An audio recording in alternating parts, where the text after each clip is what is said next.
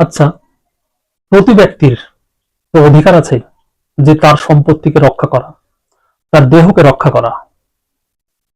তো ধরুন আপনাকেও মারতে আসছে, বা আপনার কোনো সম্পত্তি বা কোনো জিনিস সে আপনার কাছ থেকে ছিনিয়ে নিতে আসছে, এবং সেই সময়তে আপনাকে যে কেউ মারতে আসছে, আপনার যে কোনো সম্পত্তি বা কোনো আপনার মূল্যবান জিনিস ছিনিয়ে নিতে আসছে, সেই সময় যদি আপনি কাউকে আঘাত করেন বা মারেন,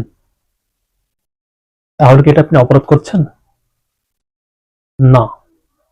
ভারতীয় ন্যায় সংহিতা আইনে বলা আছে, যেটা সেকশন 35-এ উল্লেখ করা আছে, যদি কোনো ব্যক্তি, প্রতি ব্যক্তির নিজের দেহ এবং নিজের সম্পত্তিকে আগলে রাখার বা রক্ষা করার অধিকার আছে।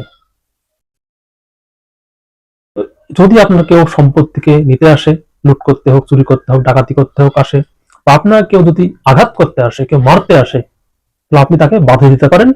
সেটা আপনি যদি মারেন তাকে, তাহলে কিন্তু আপনার অপরাধ হবে না। ভারতীয় ন্যায় সংহিতা আইন সেকশন 35-এ এই অধিকারটা দেওয়া আছে। আপনি যদি এরকম হয়, তাহলে আপনি প্রাইভেট ডিফেন্স করে আপনার সম্পত্তি এবং আপনার দেহকে রক্ষা করতে পারেন।